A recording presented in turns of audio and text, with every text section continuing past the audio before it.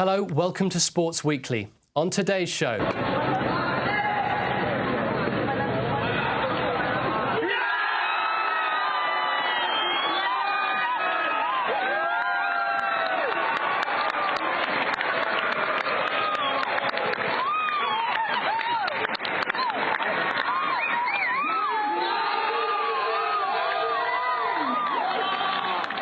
Yes, that was England's Paul Drinkhall celebrating a huge win at the Table Tennis World Championships in Malaysia. In fact, GB Table Tennis has made good progress on the international stage, including last year's World Team Championship bronze medals and best ever Olympics results. Well, joining me in the studio today is not Paul Drinkhall, but Duncan Jenkinson, Development Officer at Table Tennis England. Duncan, welcome to the studio. Thank you very much. Nice to meet you. It's your job, basically, to take fantastic moments like that and bring them into the community, isn't it? That's right. My role is all about trying to get more people playing the sport. So we're looking to build on the performances of our top players, such as Paul, Liam and Sam Walker. They've obviously done fantastically well in the World Team Championships, winning that bronze last year, and Paul performing obviously so well the Olympics as well. My role was all about getting more people participating in London, so working with schools and clubs, working with the community to try and build more opportunities for people to play. And we have our summer ping festival where we put tables all around the city for 6 weeks in the summer. People can just turn up and play for free. You know, building both the traditional and the sort of social side of the sport. That's what my role is all about. I mean, Paul's quite a character. I remember him jumping on the table at the Olympics was fantastic. But I mean, that sort of, win or that sort of celebration, that sort of excitement, that must make, I guess, your job a little bit easier in the sense that it sort of maybe some of the young people that you've been working with, do they see that and sort of think, wow, that was electric, I want to get involved? Yeah, absolutely. We've had quite a lot of work recently with some of the social media channels, and we've had a lot of our England performances being shown on Sports Bible and streamed live on our website. And we've had millions of people tuning in and watching that, and the more successful the England team are, the more interest people have in playing the sport, the bigger the profile is. It all links in naturally together. And with the England team doing so well the last couple of years, there's a lot of interest in London. I'm sure there is around the rest of the country as well. Now, table tennis, if we look at table tennis itself for a moment, it's an English sport, isn't it? It was sort of kind of first started in Victorian England, as I understand. Is it still as popular today in the UK as it might have been back then? It's a good question. It's a very popular sport, I can say that. I think, the last sort of couple of years, the numbers have continued to grow. We've got lots of opportunities that we may not have had previously as well, with all the social venues around the city, with the bounce venues and Bat and Ball in Stratford, where people are booking tables and enjoying the sport for the first time. Ping's been a massive profile builder for us as well. We're working in 24 cities around England this year. In each of those, we'll have tables dotted in public places, in squares and parks, and people can actually see table tennis, pick up a bat and ball and get involved in the sport. And then our club and league side of the sport is really healthy and strong as well. And performances at top level have been improving year on year. So all round a really healthy picture. We'll come on to that table tennis day in a moment. But why would someone be drawn to something like table tennis or, as a sport when, you could play football or even tennis? I think the attraction of table tennis is one of the quickest sports you can play. You can play it anywhere. You play it indoors, you play it outdoors. It's quite a nice social sport as well. And I think people are starting to sort of see how exciting the top level of the game is when you see people like Paul Drinkhall performing so well. It's really bringing it into public sphere. So we'd encourage anyone to get involved in the sport, and a lot of people are really enjoying it. OK, I mean, obviously it has its appeal. And as a result of, victories like we saw there from Paul Drinkhall and the Ping Day, which we'll come on to, how does that translate into some of the local projects? Because you're involved in some of the local projects in and around where we are here in London, aren't you, at the moment? That's right, yes. So my role, put lots of tables in youth clubs and community centres, working with a lot of the clubs around London to build new sessions. So, for example, an over 50 session, or working with more junior competitions and the schools around them, a lot of sort of satellite clubs. And yeah, I mean, the more that the sport is in the public eye, I think the more people School children will pick up a bat and want to get involved in their local satellite club, and they'll see people like Paul performing well, and it helps sort of encourage them to get involved. And we're trying to bring clubs and schools closer together all the time. It's great that it's such in the public eye at the moment. What's been the sort of reaction, though? I mean, when I'm thinking diversity-wise, obviously I think you worked last year in Tower Hamlets, didn't you? Yeah. Have you seen specific communities or groups of people get more involved or more interested in table tennis than others? Yeah, I mean, one of the projects that's been quite successful is I've done a lot of work to put tables into community centres themselves. So, for example, I've got tables in older people's centres, in Islamic centres and so on. We're looking to bring table tennis to where people already are based, because it might be quite intimidating to try and get them to come along to a sort of high-level club where they may not sort of have people from the same background, or it may be quite high level for them immediately to join in with. So we're trying to bring table tennis to where people are based in the community, try and break down those barriers. And we're also trying to encourage the clubs to get out and bring their coaches to those community spaces so they can see the advantage of playing a sport for them, and then eventually, when they're comfortable with that environment, perhaps move on to playing, league or for a club. So in Tower Hamlets, a number of community sessions. We've worked a lot with the local club there, Julian Morpeth Table Tennis Club. They've done a lot of outreach work with schools, just trying to bring all of it together and develop it and grow the sport. And has it worked?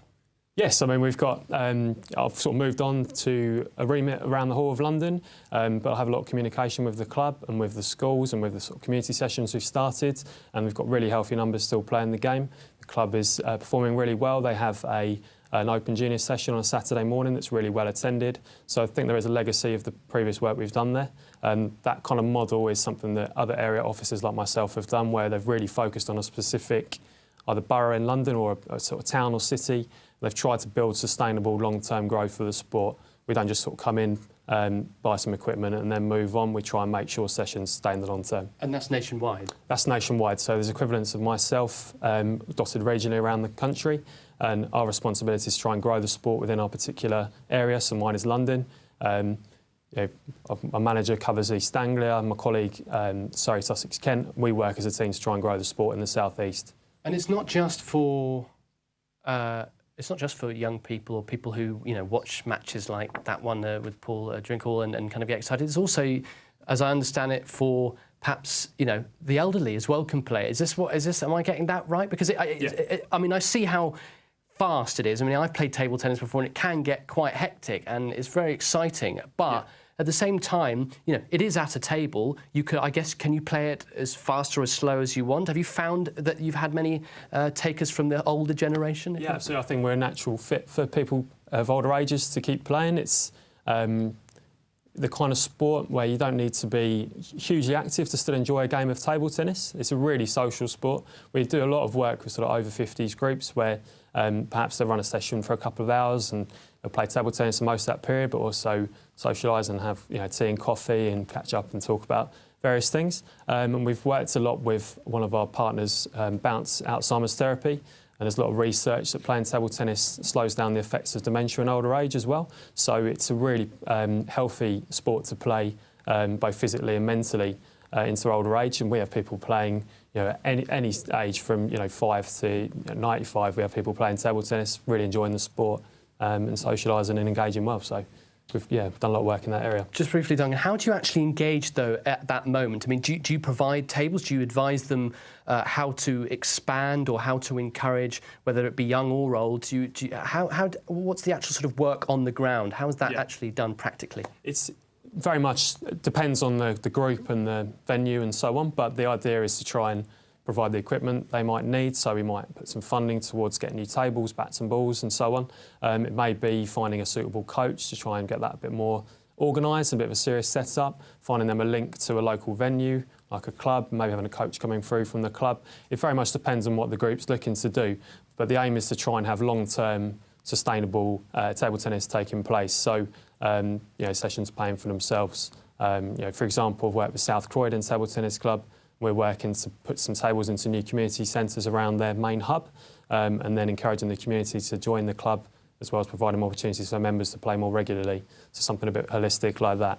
that grows the game. Now, things aren't all rosy at the moment, though, are they? We heard in February UK Sport was saying they won't be providing any funding for Tokyo 2020. That's surely a massive blow, isn't it? Just as we're coming off the back of, 2012 or 2016, and you've got the Olympics there, and now we're suddenly finding that it's like, well, table tennis had a good shot, but we're not giving you any more funding. How's that affecting you? There's no doubt it's a tough decision for us. Obviously, we were hoping to have some funding from UK Sport. I think it's true to say it's a difficult financial landscape for sport in general at the moment, and we're not exempt from that, unfortunately. But we will continue to support our top England players into the next cycle. We do have. But how will you without any money? We have our performance programme, which we'll continue to fund, irrespective of the UK Sport funding coming in. So we'll continue to support them in all the competitions. We have the Commonwealth Games coming next year in Australia, and we do have funding to support them into that. So as a national governing body, we recognise how important our England players are to continue investing into them. We also have our academy sort of set up in Nottingham that we're looking to grow the performance side of things there as well. So we're continuing to invest in that. And we were successful in terms of we had our Sport England funding, which continues to be at a high level, and that goes into all our participation programmes that we work on the ground. So we have our Ping Festival, which is the outdoor festival which I referred to, with putting tables in outdoor spaces and building the profile of the sport. We also have Loop table tennis packages, which are social table tennis packages.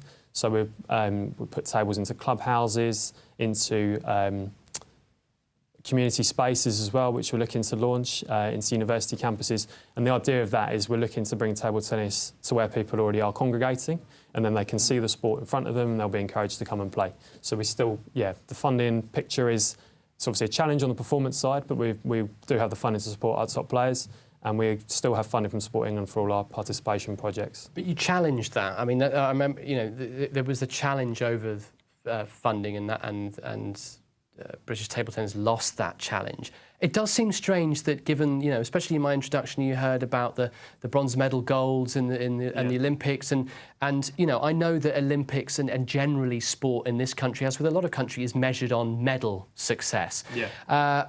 It does seem very odd that, despite this sort of big improvement from players like Paul Drinkhall and obviously up and coming younger players, that they would just cut that. I mean, some people might say it's Brexit oriented. Why has that come about? What's your hunch on that? I think the funding we had, we are given from UK Sport. It's obviously very much performance related, but we have achieved fundamentally what was asked, which was to achieve medals and to perform well in championships. So we've addressed what we were asked to do. But I think in general, just because of the financial landscape, they have less finance sort of dish out, as it were, between different sports. So we were disappointed with that decision. We did challenge it, as much as possible. Unfortunately, weren't successful. But as a sport, we'll continue to push forwards and continue to grow the game and continue to perform at a top level. Has that affected any of your work, though, with regards to where you were previously with funding and working in the community to now, where you may, I don't know, do you find is it becoming harder because of that funding issue? No, so we still have our Sport England funding, which is the participation funding. Okay. So we still have all the funding that goes into the Ping Festival, that goes into our Loop table tennis projects. So we still have that funding to grow table tennis from the grassroots level. It's just on the performance side that UK Sport fund. So that funding is protected in terms of participation.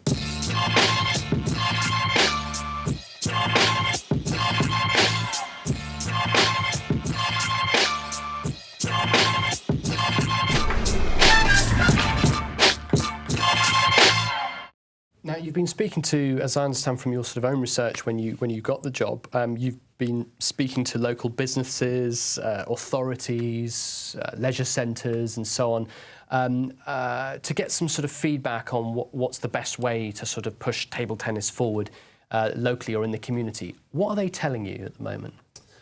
Some interesting developments in London. So there's some organisations that are looking to grow corporate table tennis leagues around the city. Building on the social venues that we have a number of bars now that have table tennis in them. Just because they're quite, that's yeah, getting really quite big. trendy. Yeah, yeah. Absolutely, and yeah, they're looking to build on that. I think there's less sort of spaces within offices where there may previously have been a lot of tables. We're looking to bring that back. So we have our Loop at Work table tennis packages, which have been really successful. We have people playing after work at lunchtime, engaging with their colleagues. Really good for sort of health and well-being. And now I think the next step from all those offices that have obtained tables is to start competing with one another, playing at their local social venues as well, and having something a little bit more organised around that. I think just because of the time pressures, financial pressures, obviously, of playing sport regularly, if we can bring table tennis to where people already are and help them organise leagues and help them organise social competitions, I think that's a really sort of key development for us, and it's something that's really growing in London. It is interesting that, though, that you know, it is quite a trendy thing. It's something that has become something you do. You know, you're having an orange juice or whatever in a bar, and you're playing table tennis with your friends. I can see that, but I also think it seems to be like it sort of stops there.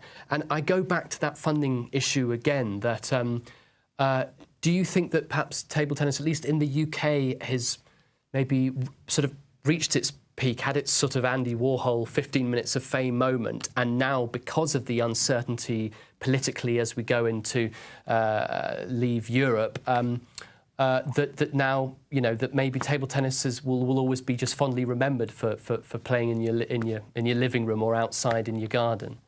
I don't think so. I think yeah, we're still looking to push forward. We have our top players performing well, and that will continue to be the case. We're investing in the next generation in Nottingham, in our performance centre there.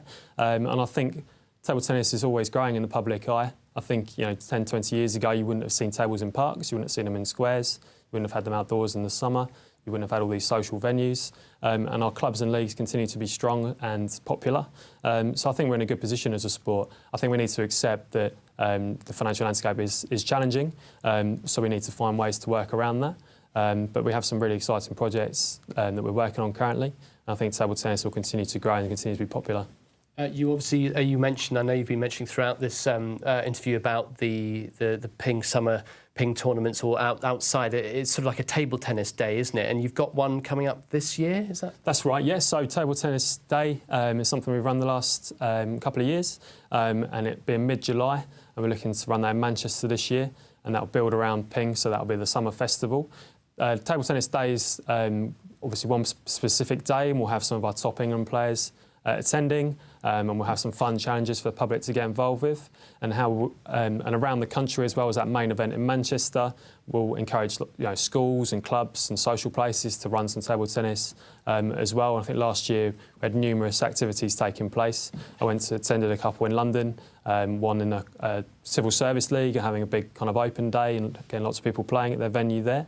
And we also had our Ping launch in Tower Hamlets, so people were playing outdoor. And it just goes to show the different places you can play the game, how healthy it is, and people that are really keen to open up their doors and attract more people from the public to play the sport.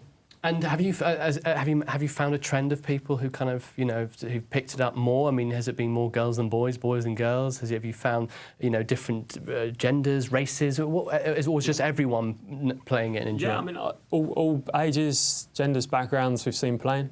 For example, we have a project in Hammersmith where we've got tables in a shopping centre there. We've got 5 tables. It's open during shopping centre hours, and we've had people of every background playing regularly, really enjoying themselves, picking up a bat and ball and playing the sport. And I think that is really positive for us. It shows that there is interest from any kind of age, any kind of ethnic background to play the sport. We just now need to provide those opportunities for them to play. It may be they want to play in a club, which is great, and we can put them in touch with their local clubs. Maybe they want to play at a local social venue or a leisure centre, but it's just identifying the right opportunities and helping support them to play the sport more regularly. How do then, you know, if I wanted to get more involved with sort of local table tennis in my area, whether it was in London or the southwest or north of England or wherever, yeah. You know, what as a representative of Table Tennis England, what would you tell me? My first port of call would be to have a look on our website where we have table finders, so you can put your postcode in there if you look on the sort of play section of our website, pop in your postcode and it will say all your local venues, whether that's clubs, leisure centres, all the opportunities to play. I would also advise people to contact their local area officer. So obviously myself for London, but my colleagues for different parts of the country, and they'll be able to really fill them in on all the opportunities to play the sport, both seriously and sort of socially. And just coming towards the end now, Duncan, one thing I've been waiting to ask you for a while, I don't know how much you're aware of it, but I know that, I'm sure you are, the Chinese are exceptional at table tennis. Yes. Do you think that there's any way now, obviously with this funding that's being slowed, do you think that that's it, any chance of a sort of catch-up to those masters is going to kind of fade now? Because, I mean, you know, they sort of rule the roost, don't they, in table tennis? And I'm just wondering if when, you know, looking ahead to not just Tokyo 2020, but generally, you know, in sort of inter-country competitions, have we caught up with them as far as we can now? I don't think we should be downbeat about that. Obviously, they set the bar for table tennis, there's no question. But we continue to improve, continue to compete. I think the World Championship bronze was the first time we've achieved a medal since 1983. So there really is progression in the sport. And our target for the Commonwealth Games next year is to be the best performing nation in table tennis, which we think is a realistic aim. So if we're looking to build on... What does that mean, the best performing nation? Yes, to get the most medals. Right, to be the most successful of the Commonwealth nations in Australia is a realistic aim for our table tennis team, both men's and women's teams. To compete with the Chinese is obviously a big challenge, but it's one that we can't shy away from, and we continue to improve at the top level and continue to compete well. Then maybe one day we'll be the #1 nation. Maybe we've got to beat the Aussies first, though. Indeed. Duncan, it's been a pleasure speaking to you. Thanks very much for coming into the studio and talking to us all things table tennis. Well, that's plenty of table tennis talk for this week. But if you do want to find out more about how to get involved near you, head to the address on your screens. Now, Sports Weekly will be back again, same time and place next week. Don't forget to keep up to date online by visiting islamchannel.tv, finding us on Facebook or by Twitter. That's at Sports Weekly IC. Until next time, though, bye-bye.